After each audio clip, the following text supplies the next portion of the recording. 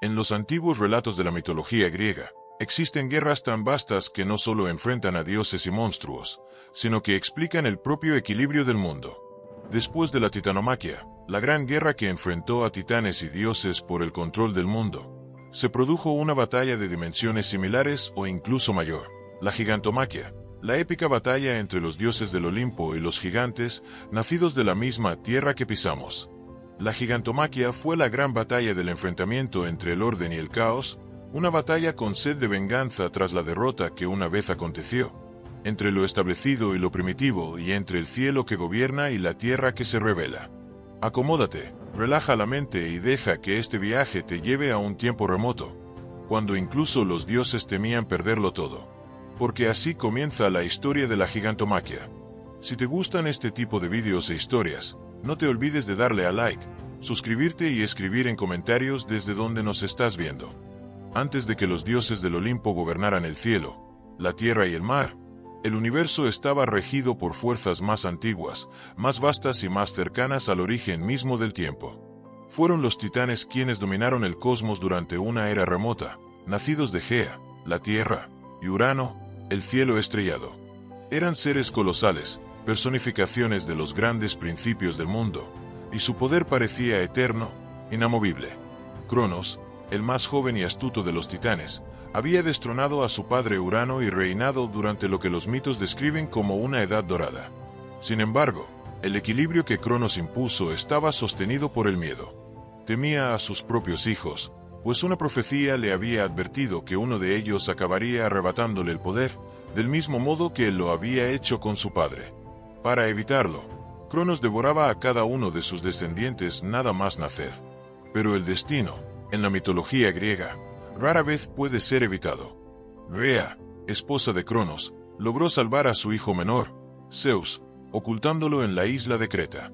Allí, lejos del alcance de su padre, el joven dios creció en silencio, alimentado por la cabra amaltea y protegido por antiguos espíritus de la montaña. Con el tiempo, Zeus regresó, ya adulto, dispuesto a cumplir la profecía. Mediante el engaño y la astucia, Zeus obligó a Cronos a liberar a sus hermanos, Hestia, Deméter, Hera, Hades y Poseidón. Unidos por la sangre y por el rencor, los jóvenes dioses se alzaron contra los titanes, dando inicio a una guerra que sacudiría los cimientos del universo, la titanomaquia. Durante 10 largos años, el conflicto se extendió por el cosmos.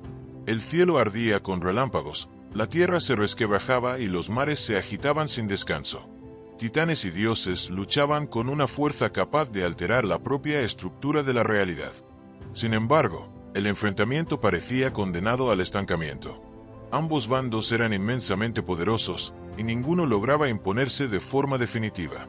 Fue entonces cuando Zeus recurrió a fuerzas aún más antiguas y temidas.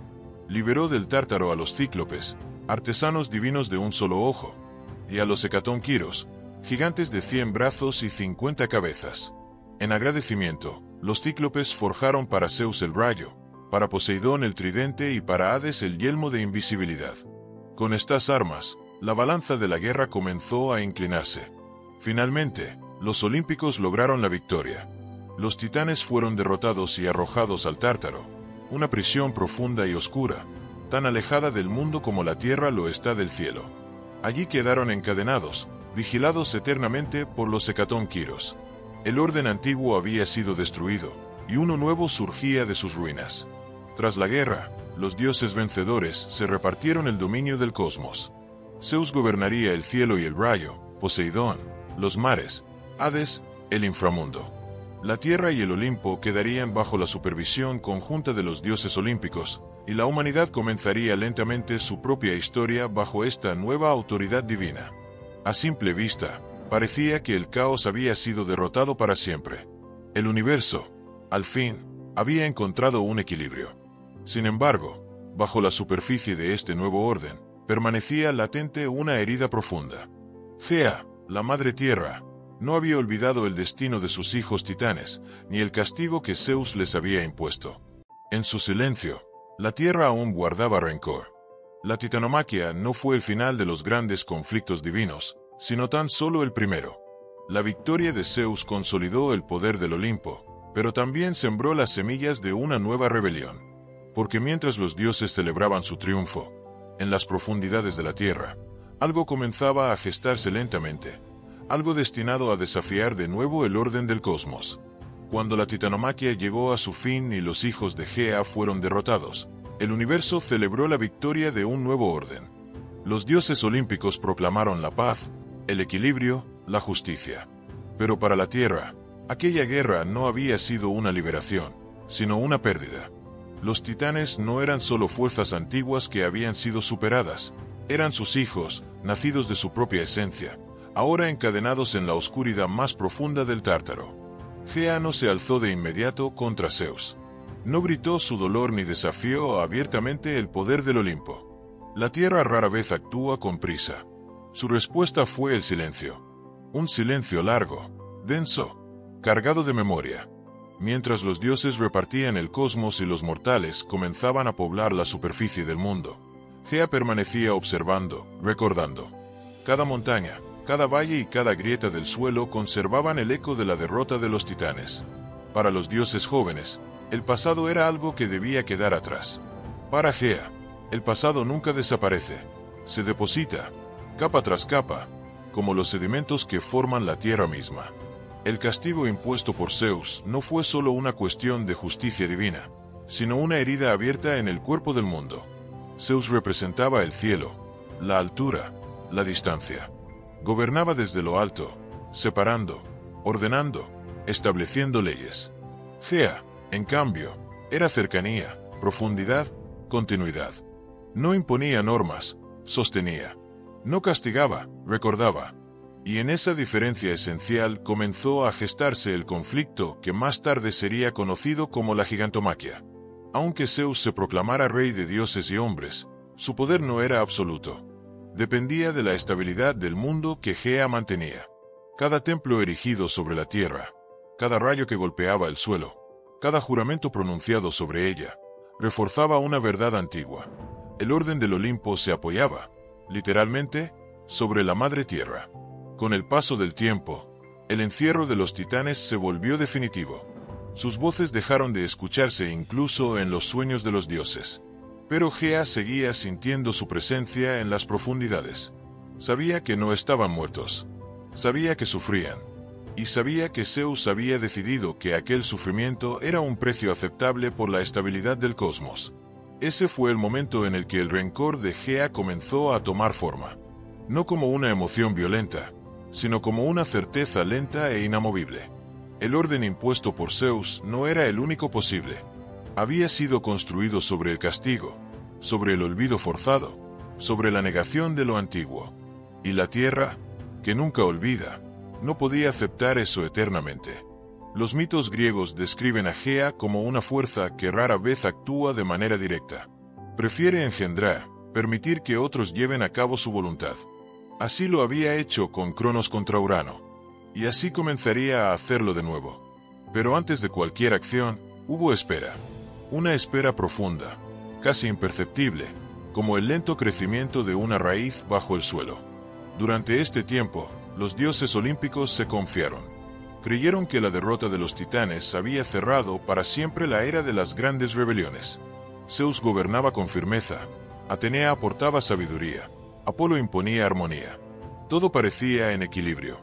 Sin embargo, ese equilibrio era joven, frágil, y dependía de la sumisión de fuerzas mucho más antiguas.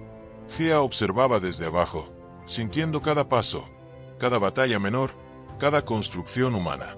Sabía que el cielo podía dominar, pero no crear. Sabía que la tierra siempre sería necesaria. Y en esa certeza descansaba su paciencia.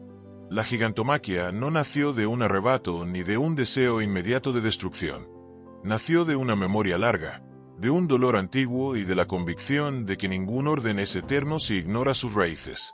Cuando Gea decidió actuar, no lo hizo contra el Olimpo por ambición, sino por equilibrio. Para recordar a los dioses que el mundo no les pertenecía solo a ellos. Así, en el silencio profundo de la tierra, lejos de la luz del Olimpo, comenzó a gestarse la siguiente gran guerra del cosmos. No con gritos ni relámpagos, sino con la calma inexorable de la madre tierra, que sabía que el tiempo, tarde o temprano, estaría de su lado. La decisión de Gea comenzó a manifestarse de forma lenta y natural, como todo aquello que nace del suelo. No hubo un instante concreto que marcara el comienzo, ni un gesto visible que anunciara el cambio.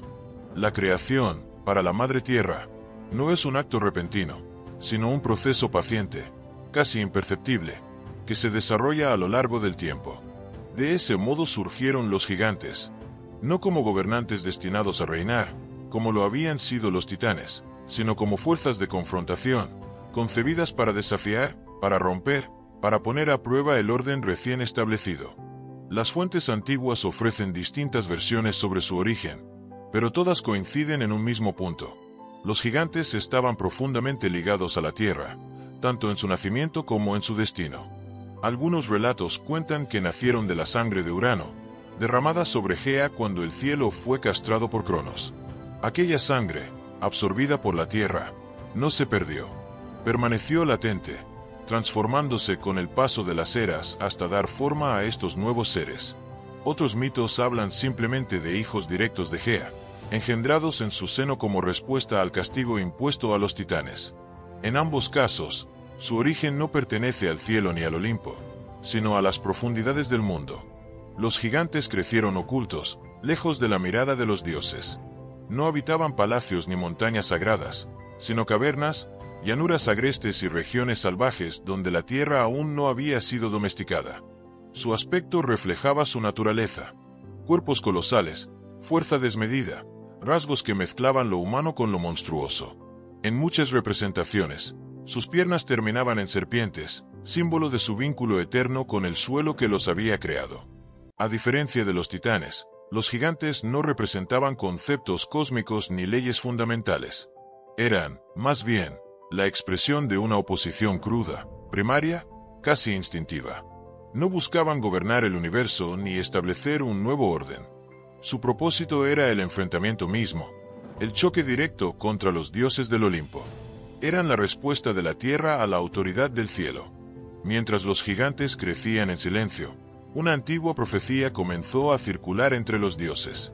Se decía que ningún dios olímpico podría vencerlos por sí solo, que la fuerza divina, por poderosa que fuera, no bastaría para acabar con aquellos hijos de Gea.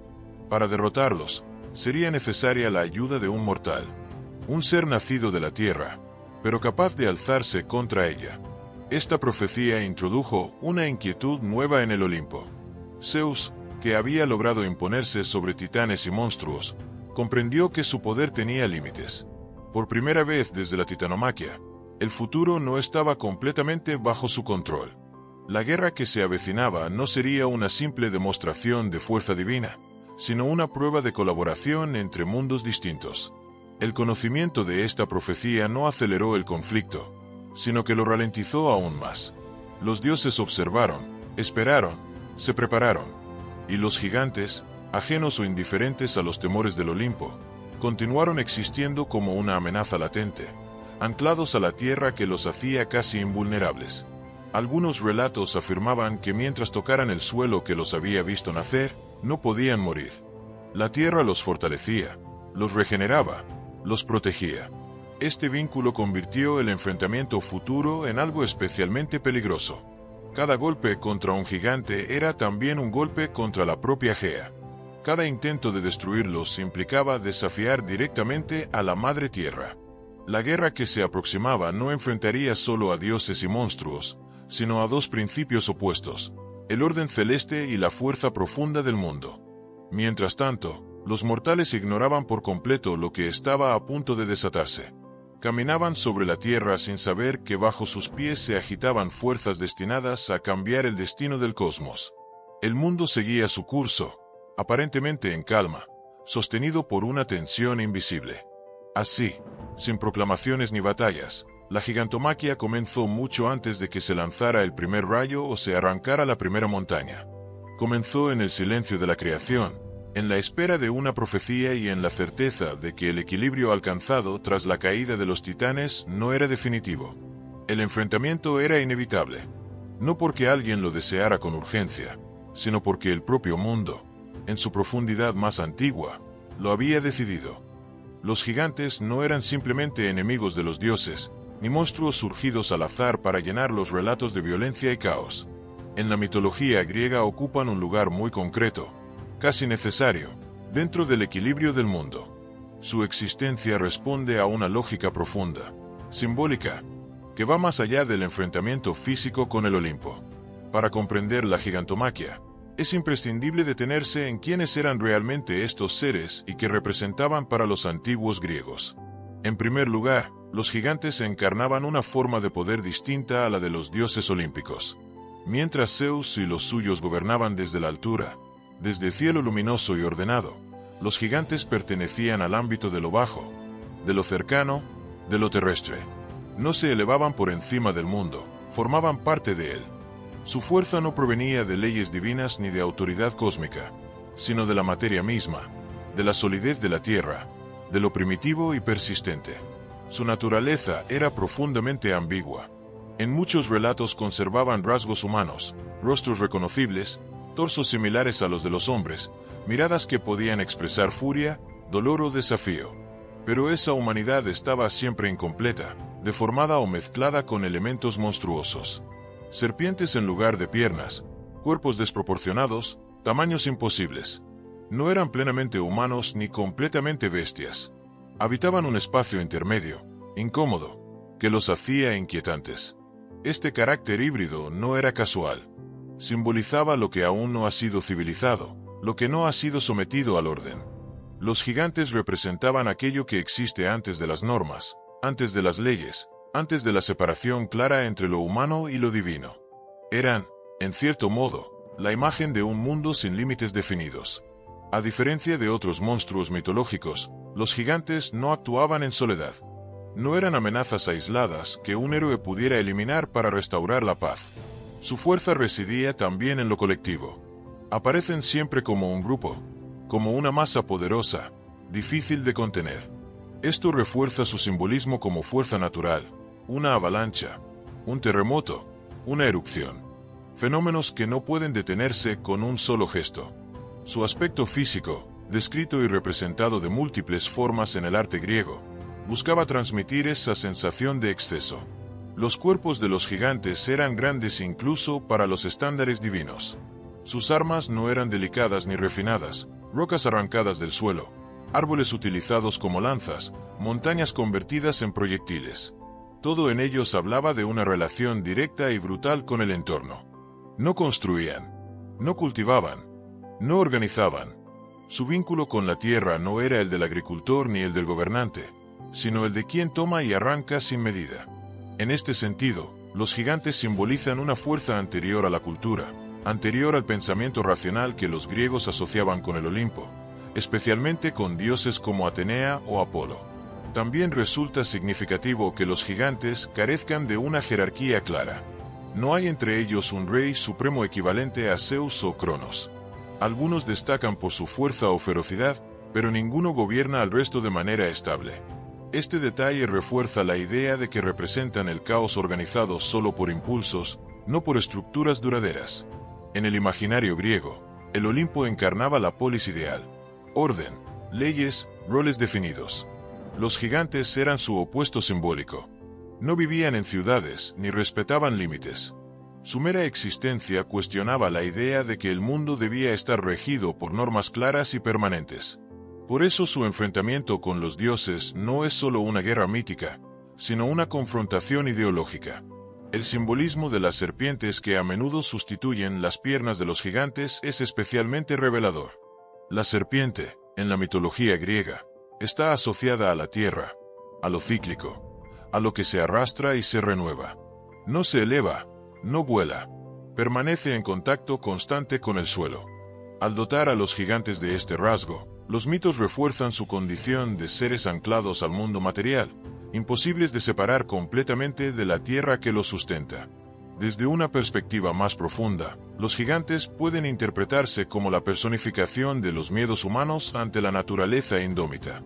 Montañas que se derrumban, volcanes que entran en erupción, tormentas que arrasan cosechas. Fuerzas que no obedecen a la lógica humana ni a la justicia divina. La gigantomaquia, en este sentido, Es también un intento de explicar por qué esas fuerzas parecen, en ocasiones, ser contenidas y en otras, desatarse sin control. A diferencia de los titanes, que eran figuras casi abstractas, vinculadas al origen del cosmos, los gigantes están más cerca del mundo cotidiano. Su violencia es física, tangible.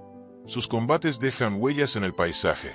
Montañas sepultan cuerpos, islas nacen del impacto, volcanes se convierten en prisiones eternas.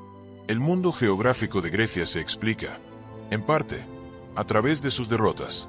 Para los antiguos griegos, derrotar a los gigantes no significaba eliminar el caos para siempre, sino mantenerlo a raya. La tierra seguía siendo poderosa, impredecible. Simplemente había sido contenida, encauzada bajo el dominio de los dioses. El recuerdo de los gigantes servía como advertencia. El orden es frágil, siempre provisional. Por todo ello, los gigantes no son simples villanos en un relato mitológico. Son símbolos complejos de un mundo anterior a control, de una naturaleza que no puede ser domesticada del todo, de fuerzas que existen incluso cuando se las intenta olvidar. Su derrota no borra su significado. Al contrario, lo fija en la memoria colectiva como recordatorio de que, bajo la calma aparente del orden, la tierra sigue viva, paciente y poderosa. La llanura de Flegra no era una ciudad ni un reino, ni siquiera un territorio claramente delimitado en los mapas del mundo antiguo. Era, ante todo, una llanura abierta, extensa, marcada por la aspereza del paisaje y por una sensación constante de inestabilidad. Los antiguos griegos no la recordaban como un lugar fértil ni acogedor, sino como un espacio destinado al conflicto, una tierra que parecía haber sido reservada desde siempre para la confrontación entre fuerzas que superaban lo humano. El propio nombre de Flegra hablaba de su naturaleza. Significaba la ardiente, un término que evocaba calor, fuego latente, algo que aún no ha estallado pero que permanece activo bajo la superficie. No se trataba de un fuego visible, sino de uno oculto, contenido en la tierra misma. Vapores que emergían del suelo, grietas abiertas entre las rocas, un terreno que parecía respirar lentamente, como si aguardara un acontecimiento largamente anunciado. Las fuentes antiguas no se ponían de acuerdo sobre su ubicación exacta. Algunos la situaban en Tracia o Macedonia, regiones agrestes del norte de Grecia. Otros la identificaban con zonas volcánicas del sur de Italia, como la llanura de Campania. Esta falta de precisión no era un error, sino una característica del mito. Flegra no era un punto concreto, sino un tipo de lugar, cualquier espacio donde la tierra mostrara su poder primitivo y su cercanía al fuego interior del mundo. Era un territorio sin templos majestuosos ni ciudades organizadas. No había allí muros ni caminos bien trazados. La civilización parecía no haber dejado huella. El paisaje estaba dominado por colinas desnudas, rocas oscuras, extensiones abiertas donde el horizonte parecía demasiado amplio, casi incómodo. Un lugar así no invitaba al asentamiento, sino a la confrontación. En el imaginario griego, los grandes conflictos no ocurren en espacios ordenados, sino en zonas liminales, fronterizas, donde el control se debilita. Flegra representaba precisamente eso. El punto de contacto entre el mundo regulado por los dioses olímpicos y la fuerza indómita de la tierra. No pertenecía del todo a ninguno de los dos. Era un umbral. La elección de Flegra como escenario de la gigantomaquia no fue arbitraria. Allí, la cercanía entre el cielo y la tierra parecía menor. Las montañas se elevaban abruptamente, como si intentaran alcanzar a los dioses. El suelo, por su parte, parecía dispuesto a abrirse, a ceder, a devolver aquello que guardaba en su interior. Era un lugar donde los límites se difuminaban. Antes incluso de que comenzara la guerra, Flegra estaba cargada de presagios. Los relatos hablan de temblores suaves pero constantes, de ruidos profundos que surgían del subsuelo, de una inquietud difícil de explicar. No era miedo, sino una sensación de espera, como si la tierra supiera que pronto sería escenario de algo decisivo. A diferencia del Olimpo, que se alzaba separado del mundo, Flegra estaba completamente expuesta. No había altura protectora ni distancia sagrada. Todo ocurriría allí, a ras de suelo, en contacto directo con la materia. Este detalle es esencial para comprender el significado del lugar.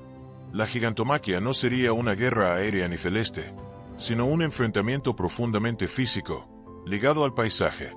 En Flegra, las montañas no eran simples accidentes geográficos, eran armas potenciales. Las rocas no eran obstáculos, sino proyectiles. La tierra misma se convertía en participante del conflicto. Cada elemento del entorno parecía predispuesto a ser arrancado, lanzado, transformado por la violencia que se avecinaba.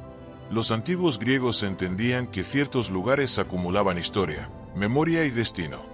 Flegra era uno de ellos. Allí no solo se libraría una batalla, sino que se decidiría la relación futura entre los dioses y el mundo. La llanura se convertía así en un testigo silencioso, pero también en un actor imprescindible. La amplitud del terreno permitía imaginar un conflicto sin límites visibles. No había murallas que contuvieran la lucha ni fronteras claras que la delimitaran.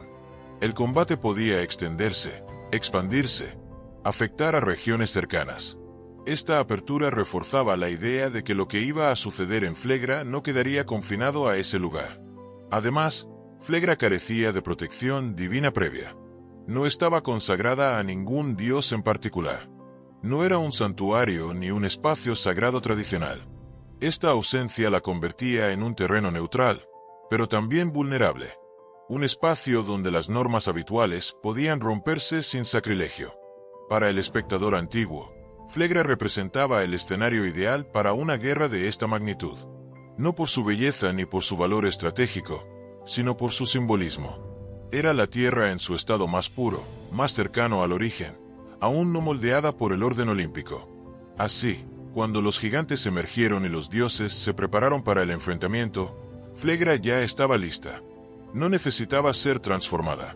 Siempre había sido así. Una llanura ardiente, abierta, expectante. Un lugar donde el mundo, por un instante, estaría dispuesto a poner en juego su propia estabilidad. La gigantomaquia no fue concebida como un conflicto limitado a un solo lugar, ni como una disputa cuyos efectos pudieran quedar confinados a la llanura de Flegra. Desde el principio, los antiguos mitos la describen como una amenaza que se extendía mucho más allá del campo de batalla, afectando al conjunto del mundo y poniendo en riesgo el frágil equilibrio que los dioses olímpicos habían establecido tras la caída de los titanes. A medida que el enfrentamiento se acercaba, el cosmos entero parecía reaccionar. El cielo no permanecía inmóvil. Las nubes se acumulaban con una densidad inusual, los vientos cambiaban de dirección sin aviso, y los días parecían oscurecerse antes de tiempo. No era una tormenta concreta, sino una alteración prolongada, una señal de que las fuerzas que sostenían el orden comenzaban a tensarse. El mar tampoco quedaba al margen. Las aguas, tradicionalmente asociadas al dominio de Poseidón, se agitaban incluso en ausencia de tempestades. Las corrientes se volvían imprevisibles, las costas sufrían embates repentinos, y los pescadores sentían que el ritmo habitual del océano se había roto. Para los antiguos, estos cambios no eran casuales. El mar respondía a la inestabilidad de la tierra y al conflicto inminente entre dioses y gigantes. En la superficie del mundo, los efectos eran aún más perceptibles. La tierra temblaba con frecuencia, a veces de manera casi imperceptible, otras con una violencia que hacía caer construcciones y abrir grietas en los campos. No se trataba de un único cataclismo, sino de una serie de sacudidas que parecían anunciar algo mayor. La propia Gea, sosteniendo el peso del conflicto, parecía moverse inquieta. Las montañas, símbolo de estabilidad y permanencia, dejaban de ser inmutables. Algunas tradiciones hablan de picos que se agrietaban, de laderas que se desprendían sin causa aparente. Estos fenómenos reforzaban la sensación de que el mundo físico estaba siendo empujado más allá de sus límites habituales. El paisaje dejaba de ser un fondo pasivo para convertirse en un reflejo directo del conflicto divino. Para los mortales, ajenos a los detalles del enfrentamiento, estos cambios resultaban desconcertantes. No sabían de gigantes ni de profecías, pero percibían que algo esencial se estaba alterando. Las cosechas se volvían irregulares, los animales mostraban comportamientos extraños, y los ciclos naturales parecían perder su regularidad. La vida cotidiana continuaba, pero bajo una inquietud constante, difícil de explicar. Este aspecto es fundamental para comprender la gigantomaquia. La guerra no era solo una cuestión de poder entre seres inmortales. Era una amenaza directa a la continuidad del mundo tal como los humanos lo conocían. Si los dioses del Olimpo eran derrotados, no habría nadie que garantizara la estabilidad del cielo, del mar y de la tierra. El caos no sería un concepto abstracto, sino una realidad tangible. Incluso para los propios dioses, el peligro era real. A diferencia de conflictos anteriores, esta guerra no aseguraba una victoria clara. Los olímpicos no luchaban únicamente para defender su autoridad, sino para preservar un orden que, aunque imperfecto, mantenía el mundo habitable. La posibilidad de una derrota implicaba un retorno a fuerzas primordiales sin control, donde ninguna ley divina tendría vigencia. Los mitos subrayan que la gigantomaquia era una guerra de resistencia tanto como de fuerza. No bastaba con vencer en un enfrentamiento concreto. Cada acción tenía repercusiones amplias. Un golpe mal calculado podía desencadenar un desastre natural. Una batalla prolongada podía desestabilizar regiones enteras. El conflicto exigía contención, incluso en medio de la violencia. Esta fragilidad del mundo durante la gigantomaquia refuerza su carácter simbólico. Los griegos veían en estos relatos una explicación mítica de por qué el mundo no es completamente seguro ni completamente estable. La naturaleza puede ser benévola, pero también destructiva. El orden existe, pero siempre está amenazado. A diferencia de la titanomaquia, que se percibe como una lucha por el poder supremo, la gigantomaquia adquiere un tono más urgente, casi defensivo. No se trata de quién gobierna, sino de si el mundo puede seguir funcionando. Los dioses, por primera vez, luchan no solo como vencedores potenciales, sino como guardianes de un equilibrio precario. Así, el escenario de la gigantomaquia no se limita a Flegra. Se extiende al cielo que se oscurece, al mar que se agita, a la tierra que tiembla bajo los pies de los mortales. Todo el mundo se convierte en un espacio vulnerable, sostenido por fuerzas que podrían romperse en cualquier momento. La guerra, aún antes de librarse plenamente, ya había comenzado a transformar la realidad. Mientras la tierra misma comenzaba a temblar y Flegra esperaba silenciosa el choque que había sido anunciado desde los días posteriores a la caída de los titanes, los dioses del Olimpo comprendieron que la amenaza que se avecinaba no era una cualquiera. La aparición de los gigantes, hijos de la misma Gea que había visto a sus titanes encadenados, significaba un desafío que iba más allá de la fuerza bruta. Era un desafío a la esencia misma del orden que los olímpicos habían establecido. No se trataba de disputar un reino, sino de preservar la estructura entera del cosmos, aquella que había tardado eras en consolidarse tras la titanomaquia. Zeus, en lo alto de su trono, sintió la gravedad de la situación antes de cualquier otro. Su mirada se perdía en el horizonte, sobre el cielo y los valles, hacia la llanura de Flegra, como si intentara percibir con su vista divina cada rugido oculto de la tierra.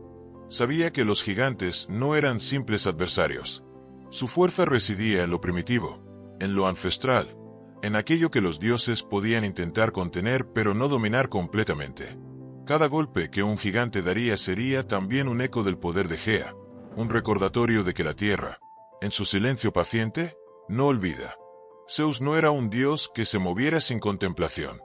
Antes de ordenar ninguna acción, reunió a todos los olímpicos, a cada uno en su papel, en su rol dentro del gran equilibrio que sostenían.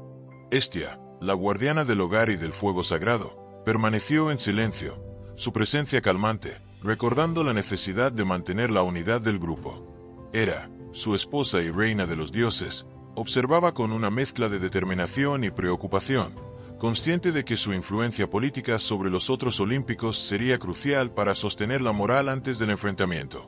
Poseidón, cuya fuerza estaba ligada a los mares, percibía cómo las aguas se agitan con anticipación. Sabía que no sería suficiente con gobernarlas desde su palacio. Sus dominios se convertirían en un campo de batalla, y los movimientos de los gigantes, aún en tierra firme, reverberarían hasta los océanos. Sus tridentes, símbolos de poder y de control, debían estar preparados, afilados, cargados no solo de fuerza física sino de un dominio que mantuviera el equilibrio entre lo líquido y lo sólido, entre lo imprevisible y lo controlable. Hades, desde la oscuridad del inframundo, observaba en silencio. Aunque su reino permanecía apartado de la superficie, su conocimiento de la muerte, de los ciclos y del final inevitable de todas las cosas lo hacía un consejero imprescindible. Los dioses no podían ignorar que la muerte de los mortales o la destrucción parcial de la tierra sería inevitable si la guerra se desataba sin control. Hades comprendía la necesidad de estrategia más que de fuerza. La anticipación de consecuencias invisibles era su forma de participar en la defensa del orden. Atenea, diosa de la sabiduría y de la estrategia, tomó un papel activo en la preparación. Su mente estaba concentrada en las posibilidades y en la disposición de los dioses y de los aliados que necesitarían. La batalla no podía librarse únicamente con fuerza bruta. Debía existir un plan, aunque los gigantes fueran seres indomables y la tierra misma pudiera transformarse en un adversario impredecible. Atenea medía cada gesto, cada mirada, cada movimiento posible, calculando cómo contrarrestar la fuerza primordial que surgía de Flegra y del corazón de Gea. Ares, dios de la guerra, se mantuvo inquieto y expectante. Mientras los demás consideraban la planificación y la prudencia, él percibía la inminencia del choque como un llamado natural, casi inevitable. Sin embargo, incluso su impulso más agresivo debía someterse a la coordinación del grupo. La violencia descontrolada no sería suficiente. Cada ataque, cada esfuerzo, debía tener un propósito, porque la gigantomaquia no era solo una lucha física, sino una lucha por la continuidad de todo lo existente. Apolo y Artemisa, símbolos de luz y de caza, observaban desde su posición la preparación de los dioses. Sus arcos y flechas no eran meramente armas, sino instrumentos de precisión, destinados a golpear con exactitud, al mismo tiempo, a mantener el equilibrio natural.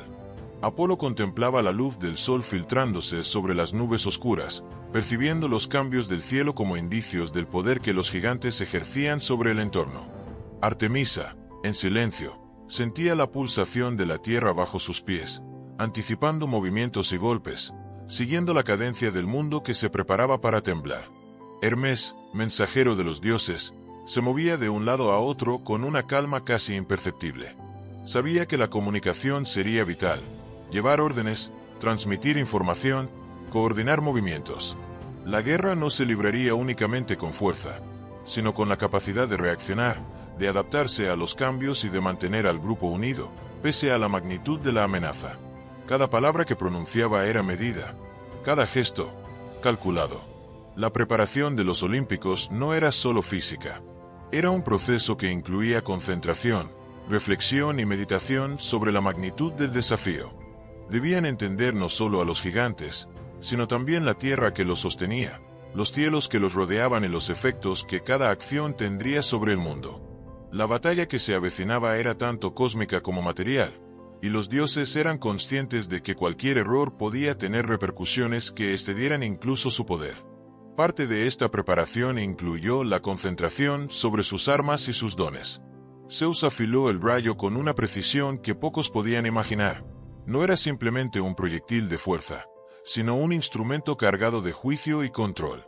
Poseidón ajustó su tridente, asegurando que su dominio sobre el agua se tradujera en estabilidad y defensa, y no en caos adicional. Atenea dispuso estrategias y posiciones que aprovecharían la geografía de Flegra, anticipando la manera en que los gigantes podrían intentar utilizar el terreno a su favor. También se consideró la necesidad de un mortal que participara en la contención de los gigantes.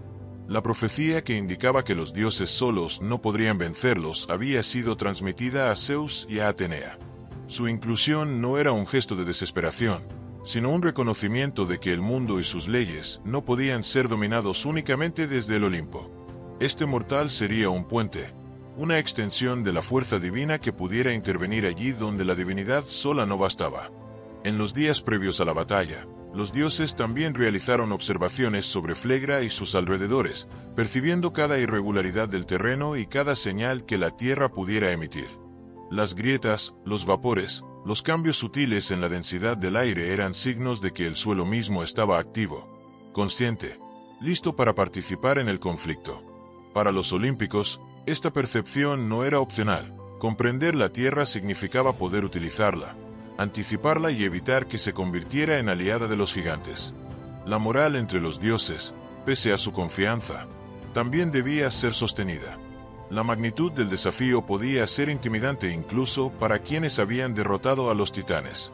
Hera y Atenea ejercieron un papel central en mantener la calma, asegurando que la cohesión no se fracturara ante la perspectiva de un enemigo tan formidable. Cada dios debía conocer su rol, su responsabilidad y la importancia de mantener la unidad frente a la fuerza bruta de la tierra personificada. Finalmente, mientras los olímpicos terminaban sus preparativos, la sensación en el cielo y en la tierra se hizo más intensa. Las nubes se volvían densas, los relámpagos, apenas visibles, chispeaban en la distancia, y los vientos parecían recorrer los límites del horizonte con anticipación. No era un estallido, sino una tensión sostenida, como la cuerda de un arco que espera ser liberada. Los dioses percibían que cada movimiento debía ser medido, que la paciencia, la observación y la estrategia serían tan importantes como la fuerza física. Cada uno, en su posición, comprendía la magnitud de lo que estaba por ocurrir. La gigantomaquia no sería una confrontación ordinaria, ni siquiera comparable a la titanomaquia que había dado origen a su dominio. Esta guerra trascendía el poder, el dominio y la autoridad. Era una prueba de resistencia, de sabiduría y de coordinación, y los dioses se encontraban en la antesala de un conflicto que marcaría para siempre la relación entre el cielo, la tierra y todo lo que existía entre ellos. Mientras la tierra aún murmuraba bajo la tensión de Flegra y los dioses del Olimpo completaban sus preparativos, surgió la conciencia de que la fuerza divina, por sí sola, podría no ser suficiente para contener a los gigantes. La profecía, transmitida en susurros desde los días posteriores a la creación de aquellos seres primordiales, había llegado finalmente a Zeus, recordándole con claridad que ningún dios podría vencerlos sin la intervención de un mortal. No era un detalle menor ni un consejo prudente. Era una certeza inamovible, inscrita en el destino del mundo, una condición que debía cumplirse para que el orden sobreviviera. Zeus meditó en silencio sobre este hecho.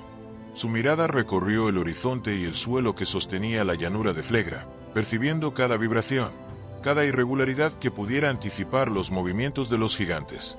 Comprendía que no bastaría con la fuerza del rayo, la sabiduría de Atenea o la habilidad de los otros olímpicos. Se necesitaba algo distinto, una mezcla de audacia, ingenio y resistencia, una fuerza capaz de actuar en los límites entre lo humano y lo divino. Ese ser existía, Heracles, hijo de Zeus y de una mortal, destinado desde su nacimiento a protagonizar hazañas que sobrepasaban la comprensión ordinaria. Heracles no era un dios, pero tampoco un hombre común. Su existencia combinaba lo mejor y lo más peligroso de ambos mundos. De Zeus heredaba la fuerza sobrehumana, la determinación y un vínculo con la divinidad que le permitía actuar como intermediario entre lo celeste y lo terrenal. De Alcmena, su madre mortal, obtenía la adaptabilidad, la percepción de límites humanos, sobre todo, la capacidad de comprender el mundo desde la perspectiva de quienes lo habitan sin poderes divinos. Esta combinación lo hacía único y necesario para enfrentar la amenaza que representaban los gigantes. Antes de su participación, Heracles pasó por un periodo de preparación que no solo involucraba la fuerza física, sino también la concentración mental y la claridad interior. Era consciente de que, en Flegra, cada movimiento tendría consecuencias que se extenderían más allá de lo visible. Sus hazañas anteriores, aunque grandiosas, no lo habían enfrentado a un desafío de esta magnitud. Aquí no se trataba simplemente de derrotar a un enemigo, se trataba de preservar la estabilidad de un mundo entero, de cumplir con un papel dictado por el destino y por las leyes que regían tanto a dioses como a mortales. Los dioses, por su parte, entendían que la inclusión de Heracles no era un gesto de debilidad. Al contrario, representaba la manera más efectiva de garantizar el cumplimiento de la profecía. Zeus le otorgó armas, consejos y protección, reconociendo que su fuerza sola no bastaría, y que su humanidad era parte integral de la estrategia. Atenea, en particular, asumió un papel de guía, compartiendo con él conocimientos tácticos, análisis del terreno y la percepción de cómo la geografía de Flegra podría influir en la guerra. Heracles debía aprender no solo a usar su fuerza, sino a integrarse con el ritmo de los dioses y con el pulso de la tierra que, de manera silenciosa, esperaba cada paso de la confrontación. La preparación de Heracles incluía también una aceptación de su destino. Sabía que no luchaba por la gloria individual ni por la recompensa personal, sino como instrumento de un orden mayor. Su papel requería paciencia, atención y un entendimiento profundo de la importancia de cada acción. La audacia, Por sí sola, no sería suficiente. La precisión, la anticipación y la sincronización con los movimientos de los olímpicos serían esenciales. La tensión era inmensa, pero también serena. La certeza de que su intervención era necesaria le proporcionaba claridad y determinación. Mientras los olímpicos organizaban sus posiciones, Heracles meditaba sobre la dualidad que lo definía. Su existencia misma era un puente entre dos mundos, el humano y el divino. Cada pensamiento, cada gesto, debía reflejar esa conexión. Entendía que su humanidad le otorgaba flexibilidad y creatividad, mientras que su fuerza divina le permitía ejecutar actos que ningún mortal podría realizar. Esta conciencia lo preparaba para actuar con cuidado y con intención, asegurando que su presencia no solo fortaleciera a los dioses, sino que armonizara con el equilibrio natural de la tierra y del cielo. Incluso antes de entrar en combate, Heracles comenzó a percibir el impacto que su presencia tendría sobre los demás. Los dioses olímpicos experimentaban una mezcla de confianza y alivio al saber que su aliado mortal sería capaz de intervenir donde ellos no podían. Su inclusión transformaba la tensión en algo manejable, introduciendo un factor que no solo equilibraba la fuerza física, sino que añadía la perspectiva y la audacia de la humanidad. La profecía, que en un principio había sido una advertencia, se convertía en un camino a seguir, un patrón que podía guiar la guerra hacia un desenlace favorable. Al mismo tiempo, la consciencia de Heracles sobre la magnitud del desafío lo obligaba a mantener una calma profunda. No podía permitirse la impulsividad ni el exceso de confianza. Cada acción debía ser medida, cada movimiento calculado, cada interacción con los dioses y con la tierra considerada con cuidado. La preparación mental, tanto como la física, se convirtió en un elemento central de su estrategia, porque la gigantomaquia no era simplemente un enfrentamiento de fuerza, sino una danza compleja entre seres de poder inconmensurable y fuerzas que trascendían la comprensión habitual. Mientras los días se acercaban al momento de la confrontación, la atmósfera en el Olimpo y sobre Flegra se volvía más intensa. La tierra vibraba suavemente bajo la anticipación del conflicto, los vientos cambiaban de dirección con frecuencia, y los cielos parecían cargarse de energía contenida. En este contexto, la figura de Heracles, un mortal preparado para enfrentarse a lo divino y lo primitivo, se convirtió en el símbolo de la inevitabilidad de la profecía. No era un héroe que buscara la gloria, era un elemento esencial en la maquinaria del destino, un puente entre la fuerza celeste y la resistencia de la tierra. En la quietud de la espera, Heracles contemplaba la llanura de Flegra, percibiendo cada matiz del terreno y cada susurro de la tierra. Sabía que allí se libraría una batalla que no tendría precedentes, y comprendía que su intervención debía ser tanto estratégica como simbólica. Su papel no era reemplazar a los dioses, sino complementarlos, convertirse en la extensión de su fuerza donde la divinidad sola no alcanzaba, y asegurar que la profecía se cumpliera sin alterar la armonía esencial del cosmos. Así, mientras la tensión crecía y la calma se mezclaba con la anticipación, Heracles se preparaba para entrar en la historia de un modo que ningún héroe anterior había hecho. Su participación no solo equilibraría la guerra, sino que marcaría el comienzo de un capítulo en el que la humanidad y la divinidad se encontrarían en el punto exacto donde la tierra y el cielo podían colisionar sin destruirse por completo. La profecía se cumplía lentamente, con la certeza tranquila de que la presencia de un mortal era la clave para preservar el orden, y de que, aun enfrentándose a gigantes nacidos de la tierra, incluso la fuerza más primitiva podía ser contenida por la combinación de sabiduría, estrategia y coraje humano. Cuando Heracles finalmente se adentró en la llanura de Flegra, su presencia cambió de inmediato la dinámica de la guerra. No era un dios que descendiera con autoridad celeste, sino un mortal que, por su linaje y su fuerza, podía actuar en el punto exacto donde la estrategia divina y la fuerza primordial se encontraban. Su llegada no rompió el orden, sino que lo complementó, como una chispa que conecta dos corrientes eléctricas. Su intervención iluminó la estructura de la batalla que los dioses habían preparado, reforzando aquello que, de otra manera, podría haber sucumbido al caos. Los gigantes lo percibieron de inmediato, no porque Heracles portara armas diferentes o destacara por tamaño, sino por su capacidad de moverse con una combinación de audacia y cálculo que los dioses solos no podían ejercer. Su humanidad, lejos de ser una debilidad, le otorgaba flexibilidad. Podía reaccionar a lo inesperado, adaptarse a las irregularidades del terreno, utilizar grietas, colinas y rocas a su favor de maneras que ni siquiera Zeus había anticipado. Su intervención introducía un factor nuevo, una variable imposible de ignorar incluso para criaturas nacidas de la misma Gea. Cada movimiento de Heracles estaba medido, y a la vez parecía espontáneo. Sus pasos sobre la tierra no eran solo físicos, sino también estratégicos. Cada salto, cada giro, cada gesto se conectaba con la posición de los dioses, anticipando ataques y abriendo oportunidades. Los gigantes, acostumbrados a la confrontación directa, se encontraban enfrentando algo más que fuerza. Se enfrentaban a inteligencia aplicada con velocidad, a la improvisación que solo un mortal podía generar sin desconectarse de los límites del mundo. En varias ocasiones, Heracles intervino justo cuando un ataque de un gigante amenazaba la estabilidad de un dios o de un grupo de ellos. No era una acción heroica destinada a destacar, sino una maniobra para mantener el equilibrio, un acto que equilibraba la balanza entre orden y caos. Mientras Atenea organizaba estrategias a gran escala y Zeus lanzaba rayos con precisión calculada, Heracles se movía en el espacio intermedio, entre ataque y defensa, entre lo visible y lo que permanecía oculto. Allí, su humanidad encontraba su propósito más profundo. Su presencia también tuvo un efecto psicológico sobre los olímpicos. Ver a un mortal caminar con determinación en un campo donde la tierra misma parecía rebelarse fortaleció la confianza de los dioses. Cada intervención de Heracles, aunque aparentemente pequeña, recordaba que el cumplimiento de la profecía estaba en curso.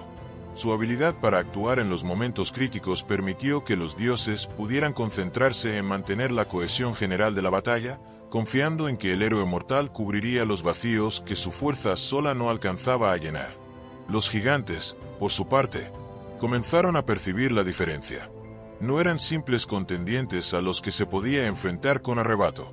Heracles introdujo un ritmo distinto, alteró patrones de ataque y generó aperturas que los dioses podían aprovechar.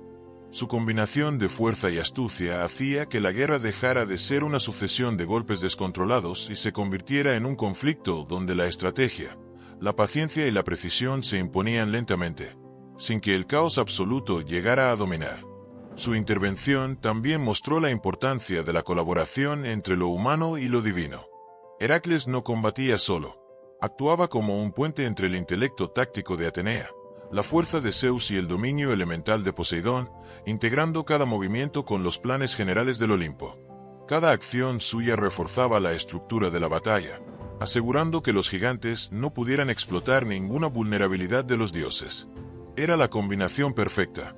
Un mortal que entendía los límites y posibilidades de lo divino, y que podía aplicarlos con libertad allí donde los dioses no podían actuar sin comprometer el orden del mundo. La llanura de Flegra, que hasta entonces parecía inmutable y expectante, comenzó a reaccionar a la intervención de Heracles. Las grietas, los vapores y las irregularidades del terreno se convirtieron en aliados indirectos de su astucia. Saltos precisos, maniobras calculadas y el uso de la geografía a su favor demostraron que incluso un mortal podía interactuar con la tierra de manera que los dioses solos no podían. La estrategia ya no dependía únicamente de fuerza divina o de proyección de poder. Dependía de la habilidad de un ser que comprendía tanto lo material como lo conceptual. A medida que la batalla avanzaba, Heracles se convirtió en un símbolo tangible de la inevitabilidad de la profecía. Los olímpicos entendieron que la victoria era posible porque su aliado mortal intervenía en el momento exacto, en el lugar exacto, con la combinación de fuerza y cálculo que la situación requería. Su existencia mostraba que el equilibrio entre cielo y tierra no dependía únicamente de la autoridad divina, sino de la colaboración precisa entre mundos distintos. Los gigantes empezaron a retroceder lentamente frente a la coordinación que Heracles ayudaba a mantener. No se trataba de derrotarlos en un solo enfrentamiento, sino de contenerlos, guiarlos hacia zonas donde la intervención de los dioses fuera más efectiva y limitar el impacto de su fuerza sobre el mundo.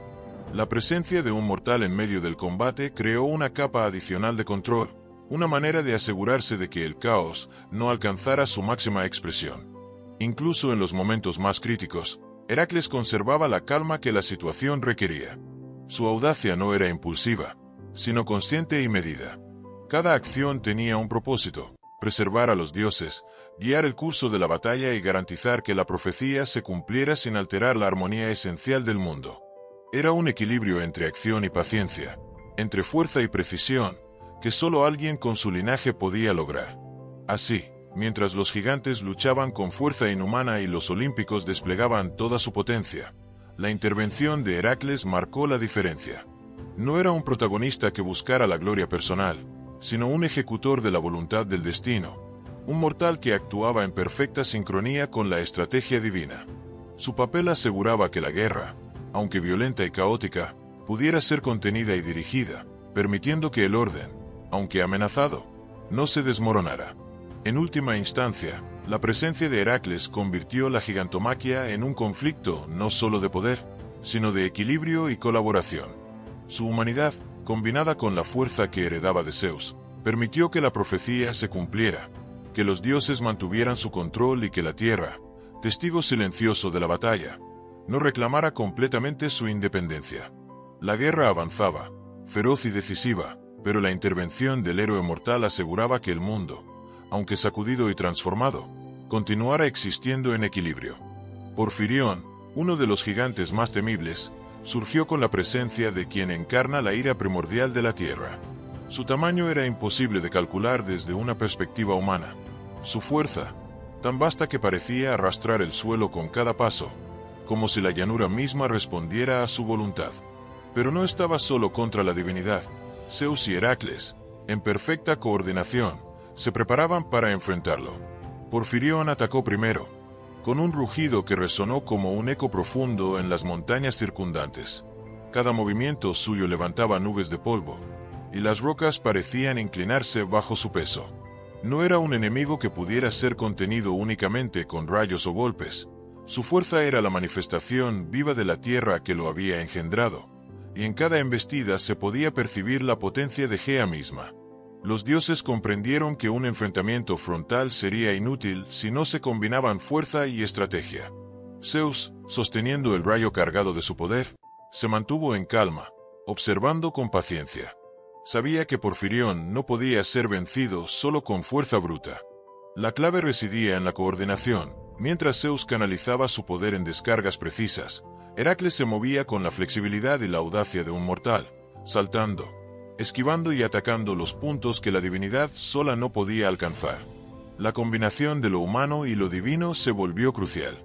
Heracles no se enfrentaba a Porfirión desde la fuerza pura, sino desde la comprensión del espacio, del ritmo del enemigo y de la manera en que cada golpe podía abrir una oportunidad para el rayo de Zeus. Porfirión, consciente de la amenaza que representaba Heracles, lanzó un ataque dirigido específicamente a él.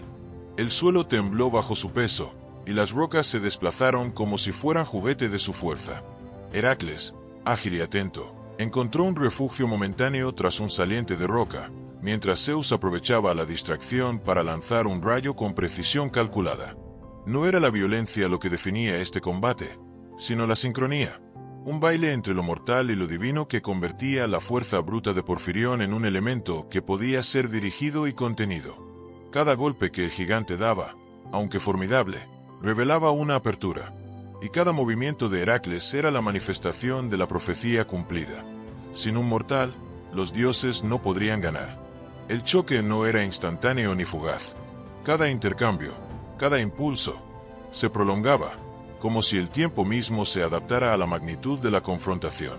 El suelo se agrietaba, los vientos cambiaban de dirección, y el eco de los movimientos de Porfirión resonaba en la distancia, recordando que la tierra misma estaba viva y participaba en la batalla.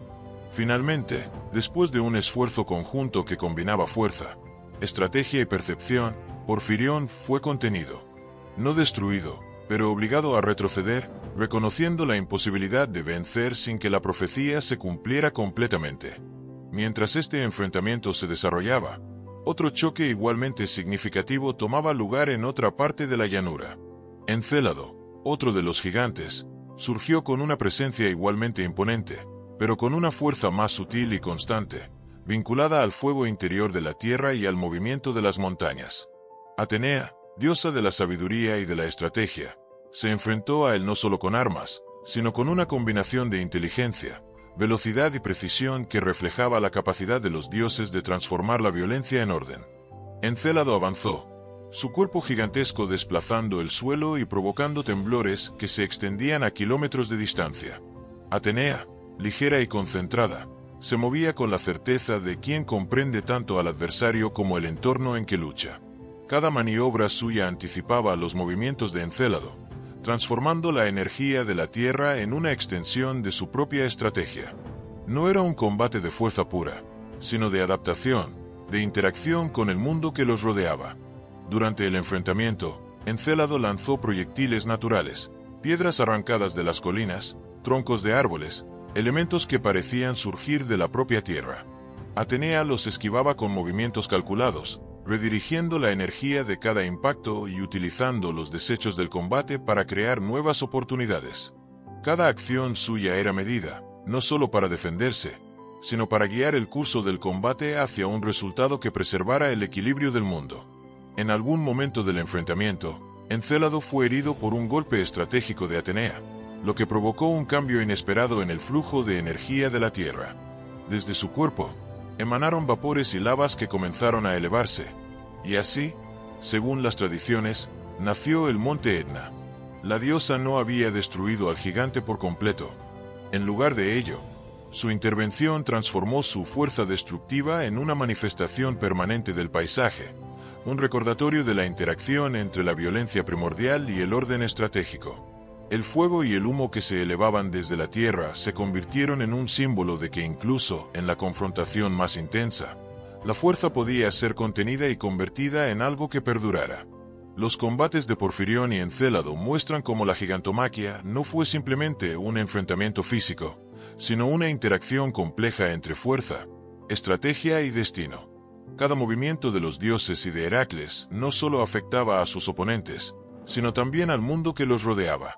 La llanura de Flegra, testigo silencioso, se convirtió en un espacio donde el orden y el caos se encontraron, donde la tierra, el cielo y la intervención mortal interactuaban de manera inseparable. En ambos enfrentamientos, la combinación de fuerza y cálculo permitió a los olímpicos contener a los gigantes más peligrosos, respetando la integridad del mundo y cumpliendo con la profecía que exigía la participación de un mortal. Heracles y Atenea demostraron que el equilibrio entre lo humano y lo divino, entre estrategia y fuerza, era la clave para preservar la estabilidad, incluso en medio de la violencia más primitiva y de la fuerza más desatada de la tierra. Así, mientras Porfirión retrocedía y Encélado quedaba confinado bajo la vigilancia de Atenea, la llanura de Flegra se transformaba lentamente. Cada grieta abierta, cada nube de vapor y cada columna de humo no solo contaban la historia de la batalla, sino que también marcaban el vínculo entre el orden divino y la energía primordial del mundo. La guerra continuaba, feroz y decisiva, pero los grandes combates individuales ya habían comenzado a definir el ritmo y la dirección de la gigantomaquia, recordando que incluso en la violencia más intensa, la coordinación, la sabiduría y la intervención mortal podían equilibrar la balanza. Mientras la gigantomaquia avanzaba, la llanura de Flegra parecía transformarse en un organismo vivo, vibrando con cada enfrentamiento y respondiendo a la fuerza de los dioses y de los gigantes. Entre ellos, Alcioneo se erguía como un adversario singular, no solo por su tamaño o su fuerza, sino por la peculiaridad que lo hacía casi invencible. Su inmortalidad estaba ligada a la tierra misma. Cada paso que daba, cada movimiento, parecía reforzarlo, como si la llanura fuera su aliada más fiel y su sustento más vital. Derribarlo en el mismo suelo de Flegra era imposible. Mientras sus pies permanecieran sobre la tierra, la muerte no podía alcanzarlo. Alcioneo no era simplemente un enemigo que debía ser combatido, era la manifestación de un principio natural, un recordatorio de que incluso los dioses se enfrentan a límites que no pueden quebrar con la fuerza bruta. Sus golpes levantaban enormes piedras y hacían temblar las colinas, y cada embestida alteraba el aire a su alrededor. Sin embargo, su dependencia de la tierra también revelaba una vulnerabilidad oculta. Si podía ser separado de Flegra, su fuerza disminuiría, y su inmortalidad se vería comprometida. Este conocimiento no era trivial, sino una clave estratégica que Atenea y Zeus comprendieron de inmediato, conscientes de que la combinación de estrategia y fuerza sería indispensable para lograr su caída. La intervención de Heracles fue decisiva en este caso. Mientras Alcioneo caminaba sobre la llanura, el héroe mortal comprendió que debía encontrar la manera de separar al gigante de su sustento. Su agilidad y su comprensión del terreno le permitieron esquivar los ataques devastadores de Alcioneo y atraerlo hacia posiciones donde la tierra no le ofreciera el mismo apoyo. Cada movimiento era calculado. No se trataba de un enfrentamiento directo, sino de una coreografía donde el héroe mortal actuaba como guía y catalizador, manipulando el espacio y las oportunidades para que la fuerza divina pudiera finalmente actuar. Zeus, desde su posición elevada, coordinaba sus rayos con precisión, mientras Atenea ajustaba las estrategias de los dioses y de Heracles. Alcioneo, aunque poderoso, comenzó a sentir la presión combinada de lo humano y lo divino. La comprensión de la relación entre su fuerza y la tierra lo hizo vulnerable cuando, finalmente, fue separado del suelo por la intervención de Heracles. Solo entonces Zeus pudo lanzar su rayo decisivo, y Alcioneo, privado de su conexión vital, cayó derrotado. La victoria no fue un acto de destrucción sin sentido, sino la materialización de la cooperación, de la inteligencia aplicada sobre la fuerza bruta y de la relación simbólica entre mortalidad, divinidad y naturaleza.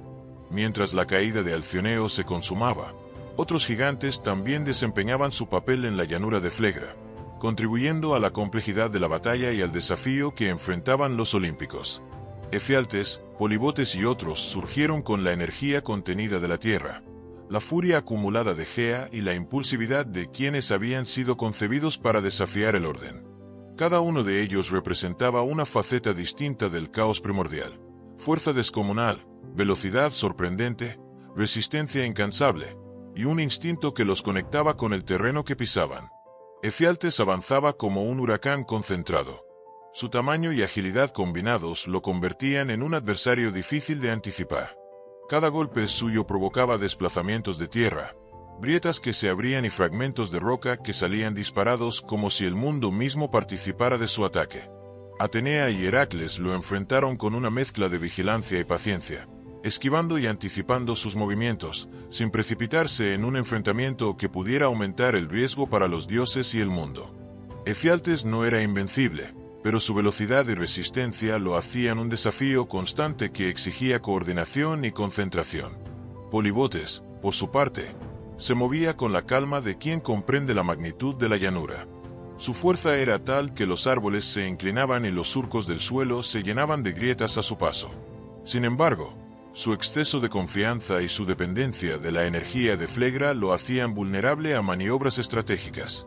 Heracles, siguiendo el patrón que había utilizado con Alcioneo, combinaba movilidad y conocimiento del terreno, mientras los dioses dirigían ataques que limitaban los movimientos de Polibotes. La cooperación entre mortal y divinos se convirtió en la única manera de contener la violencia de estos seres que, por sí mismos, podrían haber desestabilizado la batalla. Los demás gigantes, aunque menos famosos, actuaban como extensiones del caos. Cada uno añadía tensión a la llanura, forzando a los dioses y a Heracles a adaptarse constantemente. Cada combate individual tenía un efecto directo sobre el entorno. Grietas que se abrían en lugares inesperados, vapores que surgían del suelo, colinas que se derrumbaban. La llanura, testigo silencioso de la batalla, parecía moverse con ellos, reaccionando a su fuerza y absorbiendo su energía en formas que alterarían para siempre su topografía. La interacción entre los gigantes y el terreno subrayaba un principio fundamental de la gigantomaquia. La guerra no era solo contra individuos, sino contra el poder contenido en la tierra misma. La combinación de estrategia, fuerza divina e intervención mortal permitió que incluso los más poderosos de estos adversarios fueran contenidos y derrotados. Cada acción de Heracles no solo debilitaba a los gigantes, sino que guiaba la energía destructiva hacia resultados que preservaban el equilibrio del mundo. La coordinación con Zeus, Atenea y los demás olímpicos convirtió la llanura en un escenario donde la fuerza bruta podía ser transformada en orden y control, y donde el caos primordial se encontraba con la estrategia y la previsión. El resultado de estos combates dejó marcas permanentes en Flegra y en la memoria de quienes observaban la historia. Las grietas abiertas por Alcioneo, las colinas desplazadas por Efialtes y las zonas devastadas por Polibotes no desaparecieron, sino que quedaron como testimonio silencioso de la magnitud de la guerra. Cada transformación del terreno simbolizaba la interacción entre lo mortal, lo divino y la fuerza primordial, recordando que incluso en la derrota de los gigantes, la Tierra había participado activamente en la contienda, dejando huellas imborrables. En última instancia, la lucha contra Alcioneo, Efialtes, Polibotes y los demás demuestra que la gigantomaquia no fue simplemente un enfrentamiento de fuerza, sino un evento donde la estrategia, la coordinación y la interacción entre mundos distintos fueron esenciales. La intervención de Heracles, un mortal capaz de actuar entre lo humano y lo divino, se mostró crucial para equilibrar la balanza y permitir que los dioses mantuvieran la estabilidad del cosmos. La batalla, aunque violenta y monumental, se convirtió en un testimonio de cómo la colaboración, la inteligencia y la adaptabilidad pueden contener incluso el caos más primitivo. Cada gigante derrotado no solo cedía ante la fuerza y estrategia de los olímpicos, sino que también contribuía a reconfigurar el paisaje, a transformar la energía de la Tierra en un registro permanente de la confrontación. La llanura de Flegra, alterada para siempre, se convirtió en un testimonio silencioso de la batalla y en un recordatorio de que la interacción entre lo humano, lo divino y lo primordial puede dar forma al mundo de maneras que trascienden la comprensión ordinaria. Cada acción, cada embestida, cada lanzamiento de roca o rayo, tenía su propósito. Los olímpicos habían aprendido de la titanomaquia que la fuerza bruta sin orden solo conduce al desastre. Esta vez, la combinación de ingenio, astucia y coordinación se convirtió en la verdadera arma contra los gigantes. Desde las alturas del Olimpo, Zeus y Atenea supervisaban el desarrollo del conflicto, anticipando los movimientos de los enemigos y diseñando maniobras que podían convertir la violencia descontrolada en un patrón reconocible. Los gigantes atacaban con fuerza descomunal, pero sus movimientos, por primitivos que parecieran, tenían un ritmo, una cadencia que podía ser interpretada y utilizada en su contra. Los dioses no buscaban un choque frontal permanente, buscaban guiar la energía de la batalla, canalizar la violencia hacia áreas donde podía ser contenida o neutralizada, y limitar al mismo tiempo el daño al mundo que debía preservarse. Las trampas no eran meros engaños, sino elaboraciones meticulosas que combinaban conocimiento del terreno y aprovechamiento de la fuerza de los adversarios. Algunas grietas profundas fueron utilizadas para aislar a gigantes individuales, haciéndolos tropezar o cayendo en barrancos que habían sido anticipados por Atenea. En otros casos, rocas sueltas y colinas inestables se convirtieron en proyectiles naturales, lanzados con precisión calculada por los dioses o inducidos a caer con movimientos estratégicos. La violencia era brutal, pero estaba contenida dentro de un plan. Cada destrucción parcial tenía un propósito. Cada desplome controlado contribuía a la victoria general. No faltaron estrategias que combinaban el poder elemental con la astucia. Poseidón, por ejemplo, aprovechaba ríos y corrientes cercanas para limitar los movimientos de los gigantes, inundando surcos o desplazando sedimentos que hacían que el terreno se volviera traicionero para ellos. Incluso los cambios más sutiles en el agua y en el barro podían hacer que un gigante resbalara o se detuviera, proporcionando la oportunidad para un ataque coordinado. La fuerza de la naturaleza, manipulada con conocimiento, se convirtió en una extensión de la estrategia divina. Hestia y Hefesto contribuyeron de manera menos visible pero igualmente decisiva. Hestia, con su calma y control sobre el fuego sagrado, aseguraba que los brotes de incendios naturales fueran limitados y no amenazaran la estabilidad de la llanura en su totalidad. Hefesto, por su parte, utilizaba el terreno y los recursos de Flegra para crear barreras temporales y estructuras improvisadas que podían detener embestidas inesperadas o desviar ataques de gigantes más violentos. Cada dios, incluso aquellos menos directamente combativos, participaba en la maquinaria de la guerra, mostrando que la coordinación superaba cualquier poder individual. La brutalidad de la guerra se manifestaba en la forma en que el terreno mismo se alteraba. Las montañas se agrietaban, los bosques se transformaban en escombros, y nubes de polvo y humo se elevaban desde la tierra como si la llanura respirara con violencia contenida. Los vientos arrastraban la energía de cada choque, y los ríos y manantiales cercanos se agitaban como reflejo de la magnitud del enfrentamiento. Todo en Flegra mostraba que la guerra no era simplemente física. Cada impacto, cada movimiento, tenía consecuencias ambientales y cósmicas. El mundo participaba de la batalla, consciente y activo, y los dioses lo utilizaban con inteligencia para equilibrar el caos. Al mismo tiempo, la coordinación entre mortal y divinos se volvía esencial. Heracles, desplazándose con agilidad entre los colosos, ayudaba a ejecutar maniobras que de otro modo serían imposibles. Su papel no era sustituir a los dioses, sino amplificar su capacidad de controlar el flujo de la batalla. Mientras los gigantes atacaban con violencia, su intervención proporcionaba precisión y un ritmo que transformaba la brutalidad en algo medido, una fuerza orientada hacia un fin estratégico y no hacia la destrucción indiscriminada. Cada combate, aunque intenso, tenía una dimensión calculada. Los olímpicos sabían que permitir que los gigantes se dispersaran sin control significaría que la fuerza desatada de la Tierra podría propagarse más allá de Flegra, afectando regiones lejanas y poniendo en riesgo al mundo entero. Por eso, no solo se trataba de enfrentar la fuerza con fuerza, sino de anticipar los movimientos, bloquear caminos, guiar ataques y explotar debilidades de manera constante. La guerra era un entramado de violencia y estrategia, donde la brutalidad no se abandonaba, sino que se integraba en un plan superior. Incluso la colaboración entre los dioses tenía matices estratégicos. Algunos atacaban directamente para distraer a los gigantes más poderosos, mientras otros esperaban para intervenir en el momento preciso.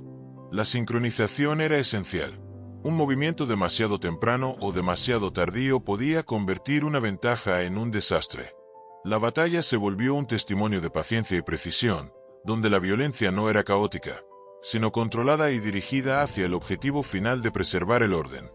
Los gigantes, aunque imponentes, no podían anticipar la combinación de astucia y fuerza que los olímpicos desplegaban. Su poder estaba en la fuerza bruta, la resistencia y la conexión con la tierra, pero carecían de la coordinación y la previsión que los dioses aplicaban. Cada trampa, cada maniobra estratégica, funcionaba porque combinaba la observación meticulosa de sus movimientos con la intervención precisa de múltiples fuerzas. La guerra mostraba así no solo la brutalidad física de los combatientes, sino la violencia organizada, el caos controlado y la disciplina aplicada a la destrucción. A medida que la batalla continuaba, la magnitud de la violencia y la complejidad de las estrategias se intensificaban. Cada golpe tenía un impacto que se extendía más allá de lo inmediato, modificando el terreno, alterando el aire y transformando la percepción del espacio. La brutalidad de los gigantes y la planificación de los dioses se entrelazaban en un tejido continuo, donde cada acción individual contribuía al ritmo general del conflicto, y cada maniobra estratégica mitigaba la fuerza primordial de los adversarios sin permitir que el mundo colapsara. Finalmente, la llanura de Flegra comenzó a mostrar los efectos acumulativos de estas estrategias. La tierra estaba marcada por grietas, rocas desplazadas y colinas derrumbadas. El aire estaba cargado de polvo y energía contenida. Los ríos y manantiales reflejaban la intensidad de los choques. La brutalidad de la guerra no había desaparecido, pero se había canalizado. Cada movimiento violento había sido integrado en un patrón más amplio, asegurando que la violencia no destruyera el equilibrio que los olímpicos luchaban por preservar. La combinación de estrategia, trampas y fuerza controlada permitía que la guerra siguiera su curso sin que el mundo entero sucumbiera al caos. En última instancia, la gigantomaquia mostró que incluso la violencia más extrema puede ser utilizada con propósito y dirección, y que la coordinación entre fuerza, inteligencia y percepción del terreno puede transformar un conflicto devastador en un enfrentamiento donde la estabilidad y el orden aún pueden prevalecer. La brutalidad de la guerra se convirtió así en un instrumento de control, y la victoria no residía solo en la fuerza, sino en la sabiduría, la paciencia y la estrategia aplicada con precisión, recordando que incluso en la lucha más destructiva, el cosmos podía mantenerse en equilibrio. El final de la gigantomaquia se acercaba con un ritmo silencioso pero inevitable, como el descenso de la noche tras un día largo y tumultuoso. Los gigantes, cuya fuerza había puesto a prueba cada límite de los olímpicos, comenzaban a sentir que la combinación de estrategia, astucia y fuerza contenida estaba inclinando la balanza. Ya no eran solo enemigos descontrolados, sino manifestaciones de la energía primordial que, aunque formidable, no podía sostenerse indefinidamente frente a la coordinación perfecta de dioses y mortales. La caída de los primeros gigantes importantes había dejado un efecto dominó. Alcioneo, separado de la tierra que le otorgaba inmortalidad, había mostrado que incluso la fuerza más descomunal tenía un límite. Porfirión y Encélado habían demostrado que la violencia, aunque devastadora, podía ser canalizada y contenida. Efialtes y Polibotes habían evidenciado que la resistencia y la velocidad, por impresionantes que fueran, podían ser mitigadas por la combinación de estrategia y cooperación entre divinidad y humanidad. Cada victoria parcial fortalecía la moral de los olímpicos y debilitaba la confianza de los gigantes, aunque el choque final aún estaba por llegar. La resolución del conflicto no se produjo mediante un estallido repentino de fuerza, sino a través de un proceso de desgaste calculado. Los gigantes, habituados a la confrontación directa, comenzaron a percibir que sus embestidas, aunque violentas, no conseguían alterar la dinámica general de la guerra. Cada intento de derribar a un dios encontraba resistencia o respuesta inmediata. Cada movimiento destructivo en Flegra era anticipado y contrarrestado por una maniobra sutil, una grieta que absorbía la fuerza, un río que desviaba la energía, un salto preciso de Heracles que redirigía la violencia hacia un resultado predecible. Heracles desempeñó un papel decisivo en esta fase final. Su humanidad, tan valiosa durante toda la batalla, permitió que los olímpicos intervinieran con precisión allí donde la fuerza de los gigantes era más peligrosa. Sus saltos y maniobras, aparentemente espontáneos, no eran improvisaciones. Eran parte de un plan silencioso que guiaba la energía de la batalla hacia patrones de derrota controlada. No se trataba de buscar la gloria personal. Cada acción tenía el objetivo de preservar el equilibrio del mundo y de asegurar que la profecía se cumpliera en armonía con la estrategia divina. Mientras los gigantes mayores comenzaban a decaer, los olímpicos se enfocaron en aislar a los que aún mantenían su fuerza. Zeus, desde su trono elevado, dirigía rayos y descargas de energía con precisión, sin desperdiciar golpes innecesarios. Atenea, calculando cada movimiento y anticipando cada embestida, indicaba posiciones de ataque y defensa, asegurando que el terreno se utilizara como herramienta de contención. Poseidón modificaba corrientes y sedimentos, transformando ríos y surcos en obstáculos que limitaban los movimientos de los gigantes restantes. Hefesto y Hestia intervenían en la manipulación del terreno y del fuego, evitando que la fuerza desatada de los gigantes pudiera generar destrucción indiscriminada más allá de lo previsto. Al mismo tiempo, los gigantes restantes comenzaron a sentir un desgaste inevitable. Su energía, que parecía inagotable, se encontraba bloqueada y redirigida constantemente, sin posibilidad de expansión. La estrategia de los olímpicos y la intervención precisa de Heracles habían convertido la fuerza bruta en una energía limitada, que cada gigante empezaba a percibir como insuficiente. Lo que hasta ese momento había sido un caos incontrolable se transformaba lentamente en un patrón de derrota ineludible. Algunos gigantes intentaron resistir utilizando trucos de fuerza y astucia, arremetiendo hacia puntos donde creían que los dioses no podían intervenir. Pero incluso estos movimientos eran anticipados. La llanura de Flegra, vibrando y temblando, mostraba que la tierra misma había aprendido a responder a la dinámica de la guerra. Cada grieta, cada colina inestable, cada afloramiento de roca fue utilizada por los olímpicos para canalizar la violencia de los gigantes hacia zonas donde podían ser contenidas, disminuyendo progresivamente su capacidad de amenaza. La coordinación entre lo divino y lo mortal se volvió aún más evidente en esta fase final.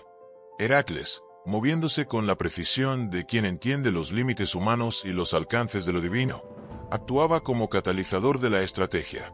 Sus intervenciones no solo debilitaban a los gigantes individualmente, sino que redirigían la energía de sus ataques hacia áreas que aseguraban la estabilidad general de la batalla.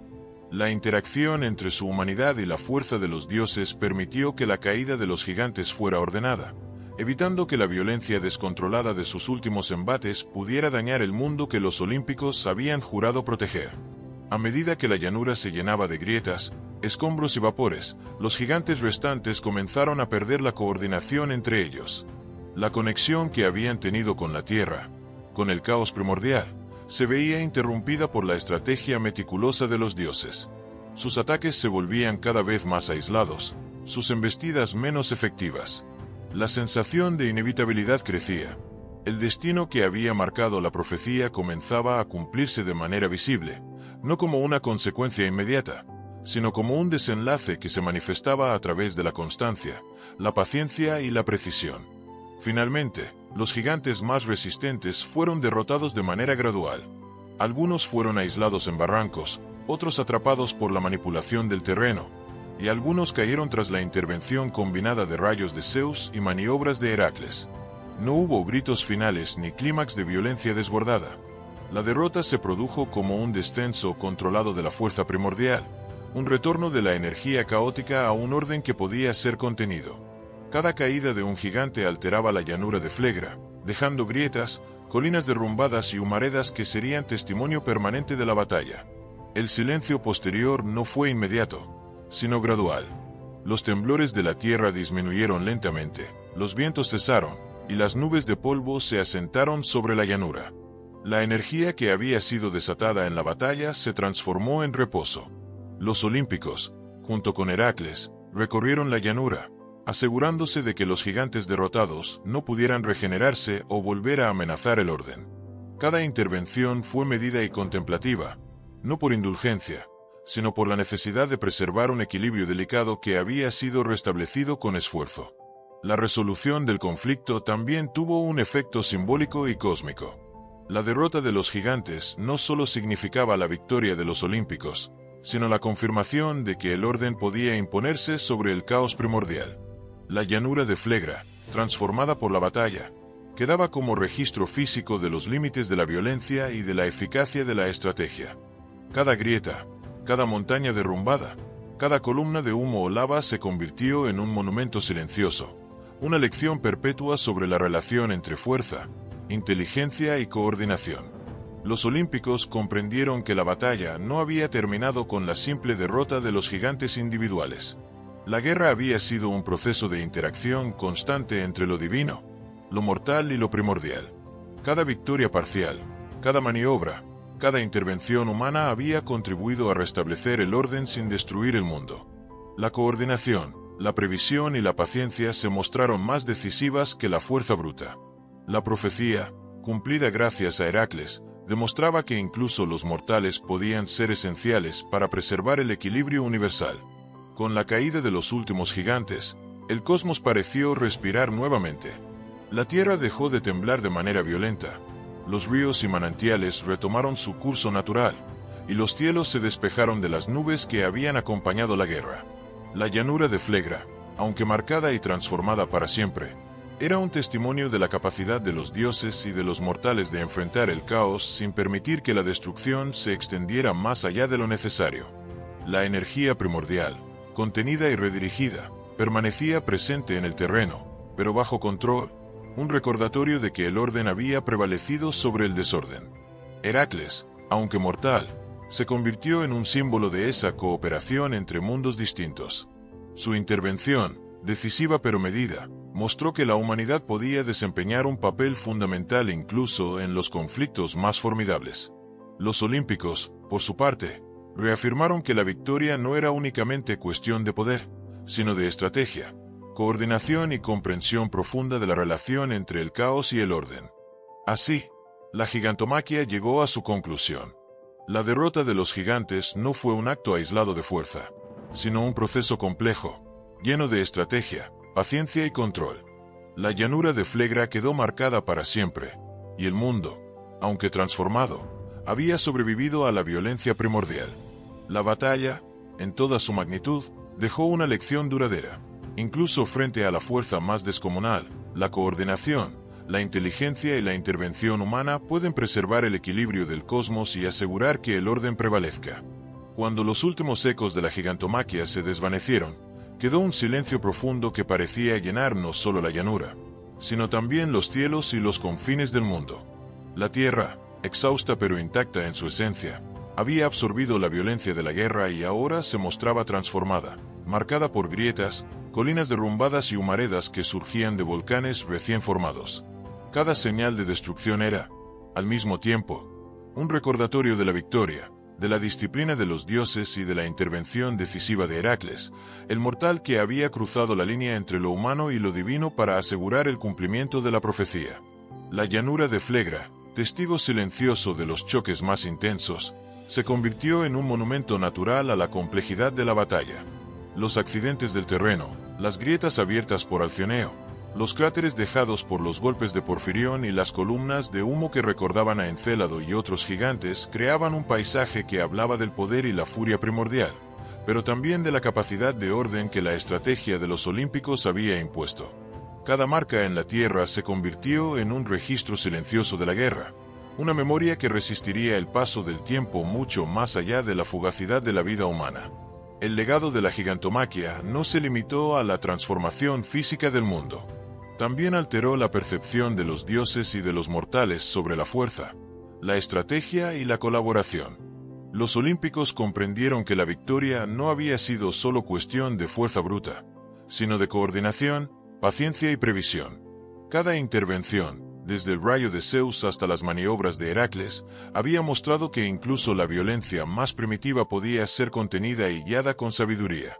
La profecía, cumplida con la ayuda de un mortal, reforzó la noción de que la humanidad podía desempeñar un papel esencial en el equilibrio del cosmos, un recordatorio de que la fuerza divina y la audacia humana podían complementarse de manera armoniosa. Heracles, aunque mortal, emergió de la gigantomaquia no como un héroe aislado, sino como un símbolo de cooperación entre mundos distintos. Su participación demostró que la humanidad podía influir en el curso de eventos que parecían destinados únicamente a la divinidad. Cada paso que dio sobre Flegra, cada movimiento que desvió un ataque o vio la violencia de un gigante, fue un recordatorio de que la audacia humana, combinada con la guía divina, podía equilibrar fuerzas que, de otro modo, habrían resultado imparables. Su legado se convirtió en un puente entre lo humano y lo divino, una lección sobre la responsabilidad y la capacidad de influir en la historia sin sobrepasar los límites de la armonía universal. La Tierra misma conservó las huellas de la batalla como un archivo natural de la historia. Los volcanes, las grietas, los ríos modificados y las colinas alteradas sirvieron como memoria permanente de la lucha, recordando a las generaciones futuras que la fuerza primordial puede ser contenida con inteligencia y estrategia. Las marcas de la guerra se convirtieron en símbolos de la interacción entre caos y orden, enseñanzas silenciosas para mortales y dioses. La violencia puede transformarse en estabilidad si se aplica con medida, y la cooperación puede amplificar la fuerza sin destruir la esencia de lo que se busca proteger. A nivel cósmico, la gigantomaquia también tuvo repercusiones significativas. La confrontación entre gigantes y dioses reforzó la jerarquía olímpica, consolidando el poder de Zeus y la supremacía de los olímpicos sobre la tierra y sus criaturas primordiales. Pero esta victoria no fue meramente autoritaria. Fue una demostración de que el orden puede sostenerse sin eliminar completamente la energía fundamental de la naturaleza. La fuerza de los gigantes, contenida pero no destruida en su totalidad, permaneció como un recordatorio de los límites de la creación, un equilibrio que enseñaba respeto tanto a lo divino como a lo mortal. El impacto mitológico de la batalla se sintió durante generaciones. Las historias de los combates individuales, la participación de Heracles y la transformación de Flegra se transmitieron como relatos de poder, estrategia y colaboración. Cada narración enfatizaba la importancia de la inteligencia y la coordinación, mostrando que incluso la fuerza más impresionante necesita un marco de guía y control para ser efectiva. La memoria de la gigantomaquia se convirtió en un espejo para los mortales, enseñando que la paciencia, la previsión y la cooperación pueden superar los desafíos más formidables, y que la armonía entre fuerza y sabiduría es la clave para sostener el orden en un mundo que siempre está a punto de desbordarse.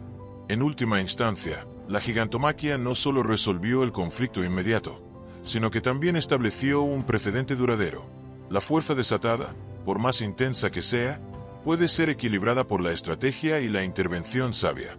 Los gigantes, aunque derrotados, dejaron una lección permanente sobre la naturaleza de la fuerza primordial, mientras que los olímpicos, junto a Heracles, demostraron que la coordinación y la cooperación pueden transformar la violencia en estabilidad. La llanura de Flegra, con sus cicatrices y transformaciones, se convirtió en un recordatorio silencioso de esa lección, un lugar donde el pasado y el presente, lo humano y lo divino, lo violento y lo ordenado, convergen en un equilibrio que permanece visible para aquellos que saben observar con atención. Así, mientras la tierra recuperaba lentamente su ritmo y los cielos se despejaban de la tensión que había acompañado la batalla, la gigantomaquia llegó a su conclusión. El mundo, aunque alterado, permanecía firme, y el legado de la guerra resonaba tanto en el paisaje como en la memoria colectiva de dioses inmortales. Cada grieta, cada volcán, cada río modificado recordaba que incluso la violencia más descomunal puede ser contenida, que la fuerza puede ser guiada con sabiduría y que la colaboración entre mundos distintos es la clave para sostener la armonía en un universo siempre dispuesto a oscilar entre el orden y el caos.